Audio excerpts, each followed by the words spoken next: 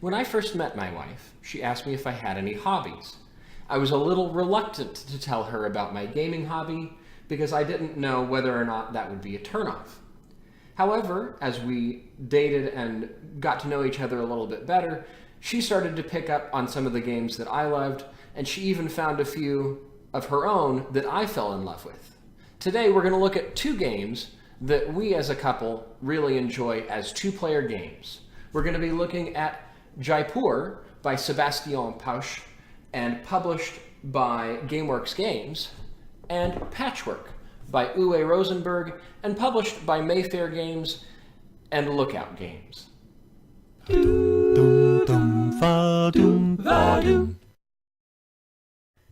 In Jaipur, you are playing as merchants trying to win the favor of the Sultan. In order to set up the game, you'll take 3 camels, place them in a row of 5 cards before shuffling the deck, playing 2 more cards into the row, and dealing each player a hand of 5 cards.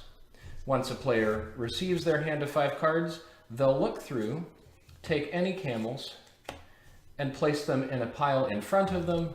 This becomes their personal herd of camels.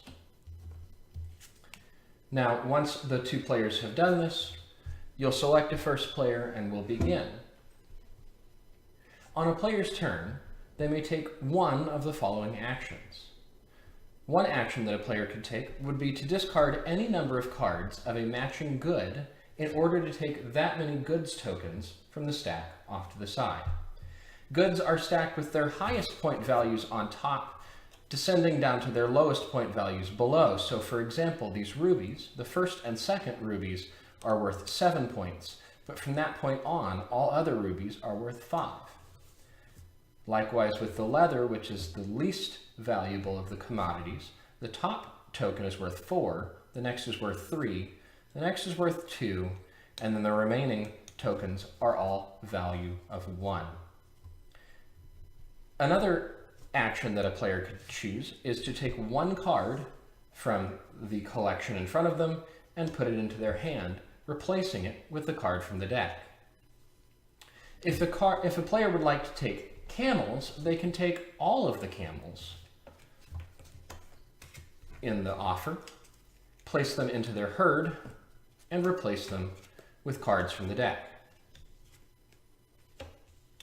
A player may take multiple cards from the offer, provided that they return cards back to the offer either from their hand or from their herd.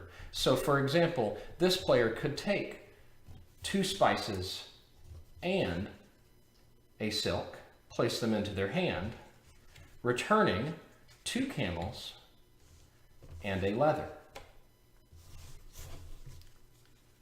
The next turn, a player might choose to discard 3 leathers.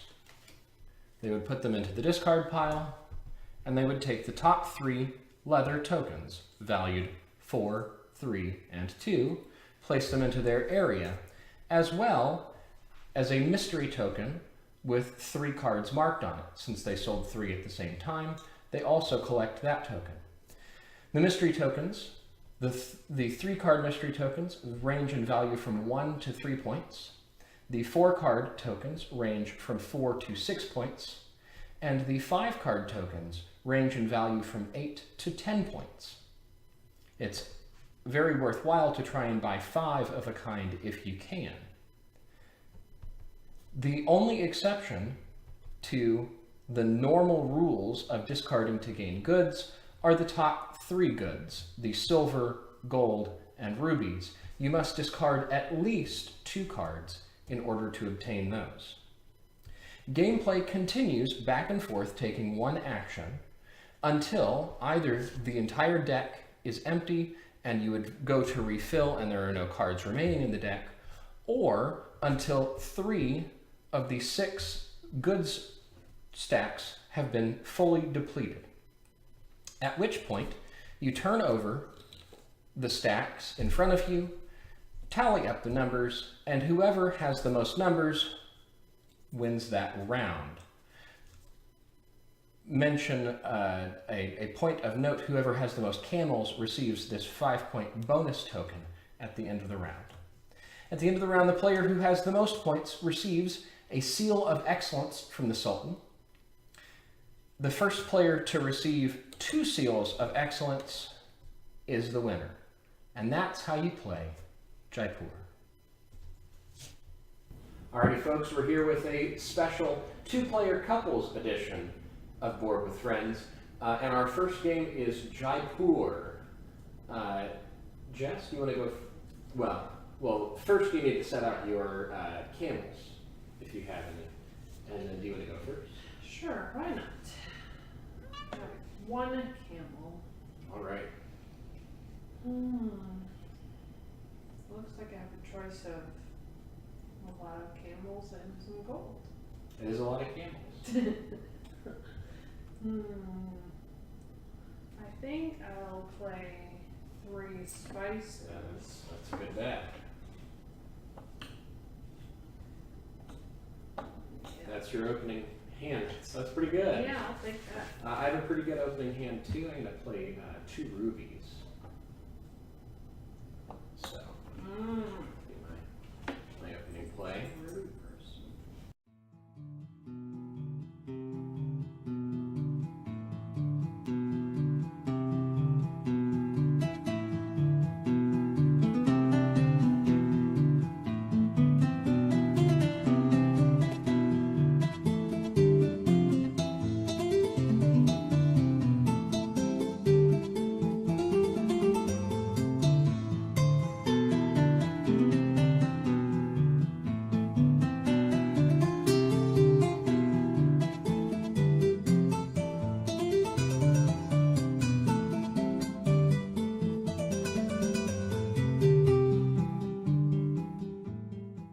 Alrighty folks, here we are at round 2.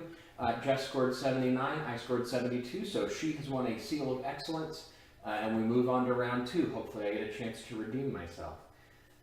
Alrighty, so I'll go first then. I will take... this.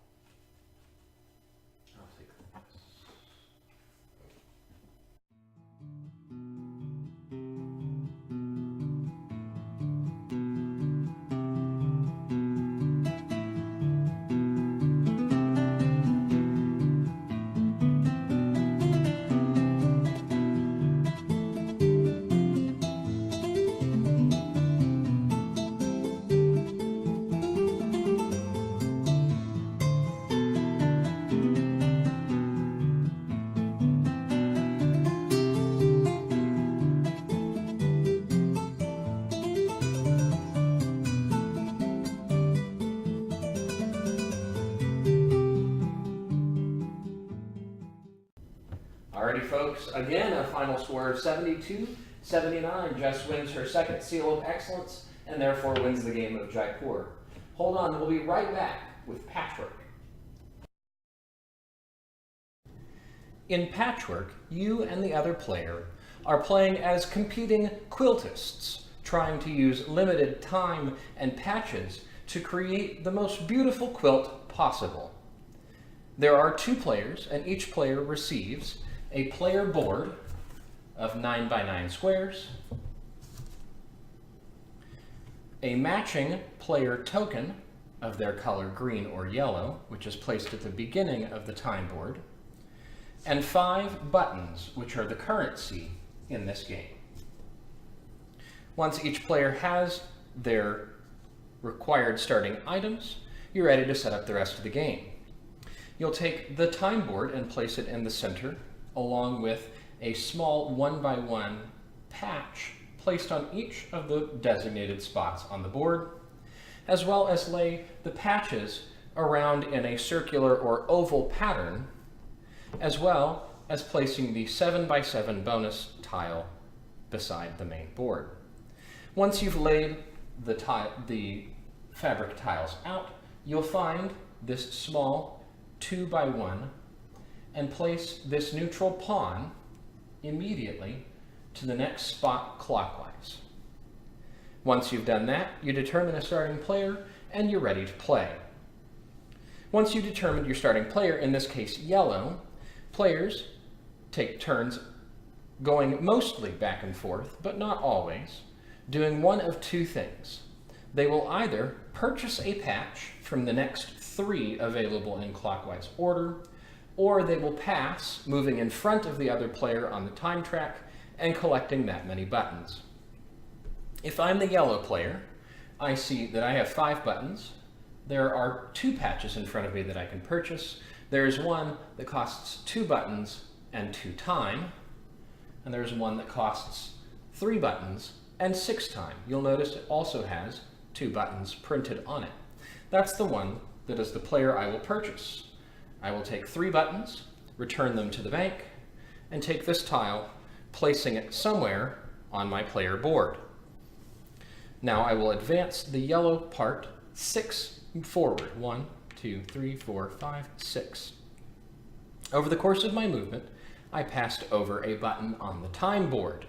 That means that I look to my board, find any number of buttons I have printed, and take that many buttons as income, in this case, returning 2 of the buttons that I just spent to my collection. Yellow player is in front of the green player. In Patchwork, the player who is the furthest back on the time track is always the active player. The other thing is that when I make that purchase, this neutral pawn takes the spot of where the tile I purchased was, and play now goes to the green side. The green side sees that there's 2 buttons and 3 time, 4 buttons and 2 time, or 2 buttons and 1 time. That player is going to take the 2 button and 1 time tile and play it onto their board like so. They'll pay 2 buttons to the bank, and they will advance 1 time. Now you notice that the green player is still significantly farther behind the yellow player, so they get to move again. That player will purchase this one that has 1 button printed on it. Notice it costs no buttons, but it does cost 3 time. They'll take this one, purchase it, and place it like so on their board and advance 1, 2, 3. Now they're still behind, and they have spots available to them. They will purchase this 1 button 4 time piece and play it like so, paying 1 button and advancing 4 time, 1, 2, 3, 4, and passing over a button, collecting 2 of their buttons back. And that would be the end of their active period, because now the yellow player is further behind. The only other things that you need to know in order to play the game is that the first player to pass over each one of these patch icons, these little leather patches, gets to take that patch and place it onto their board. Very useful if something like this happens, where the only thing that could fill that in would be a patch. Now once play has gone all the way around and each player has spiraled in and reached the center of the time board, the game is over, and players take the number of buttons that they have collected and subtract points based on the number of empty spaces left on their board, -2 points for each space unfilled, which means that a player can have a negative score, and the player with the highest score wins. The only other little rule is this little piece right here. It is the 7x7 bonus. The first player to achieve a 7x7 square that is completely filled in receives this bonus, which is worth an additional 7 buttons. And that's how you play Patchwork. Alrighty folks, we are back with Patchwork. Jess won Jaipur, so she'll be our first player for Patchwork as well. Okay. I will. Choices. I'm gonna buy this one for 4.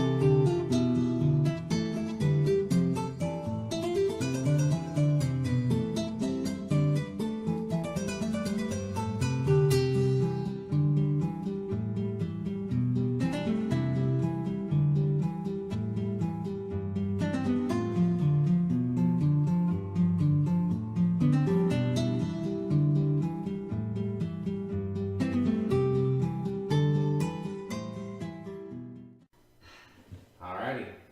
So there we are with a score of 5-3. I did redeem myself in a very close game of Patchwork. Yep. Alrighty, folks, there you have it. Jaipur and Patchwork. Jess, let's start with Jaipur. What do you think about Jaipur? I really like Jaipur.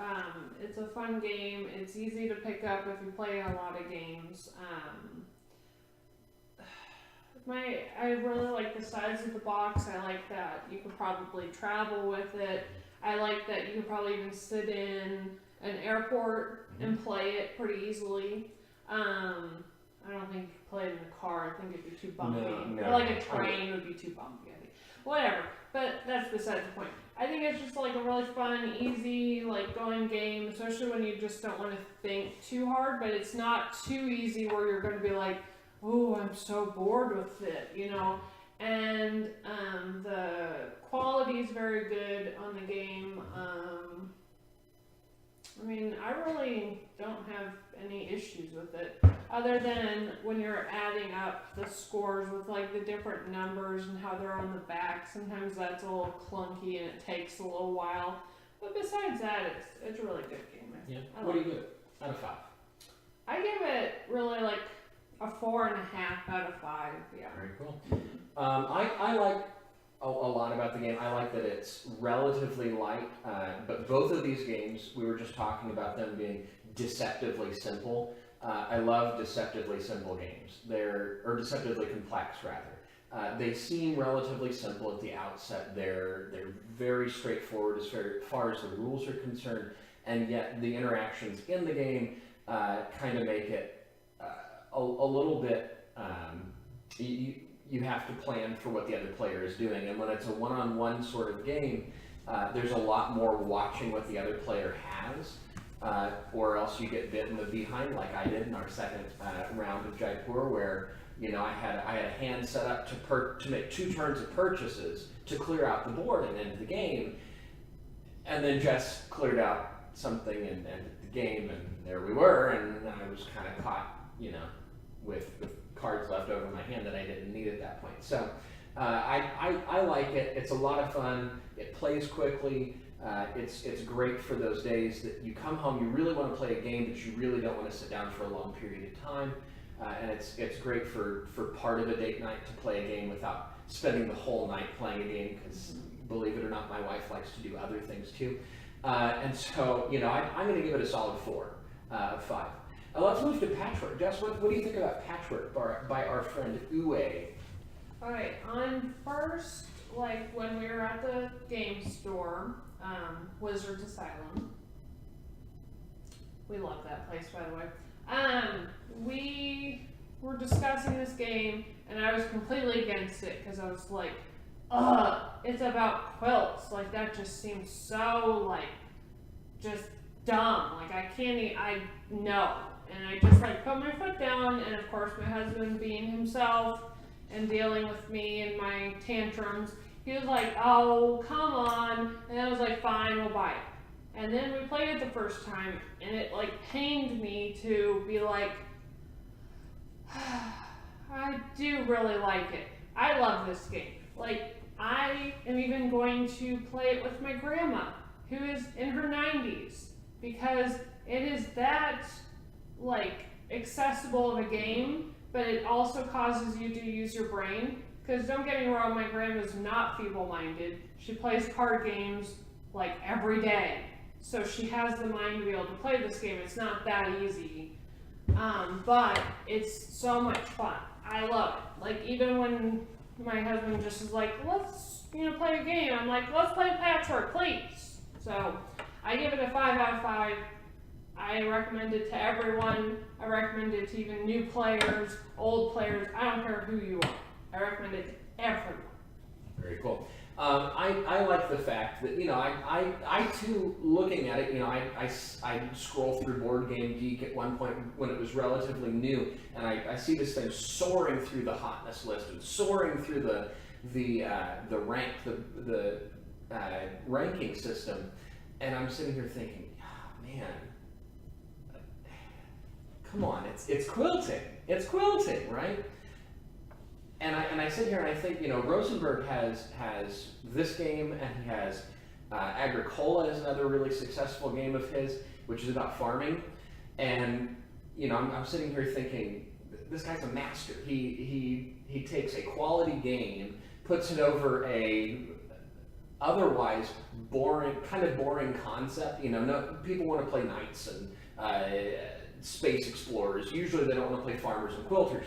And in this case, the flavor of it is so light that it just becomes this great abstract experience, and plotting moves ahead of time, the time, and trying to land that spot where you can land right on top of the other player's piece, so that you can get that extra turn in.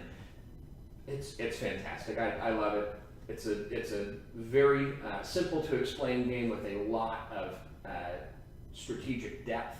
I'm going to also give Patchwork a 5 out of 5. So there you have it, Jaipur and Patchwork. Jaipur was a 4.5 out of 5, and I think I gave it a 4. Is that right? 4. Yeah. And then Patchwork is a 5 out of 5 and a 5 out of 5. Thank you for watching another episode of Board with Friends. Please remember to like, comment, and subscribe.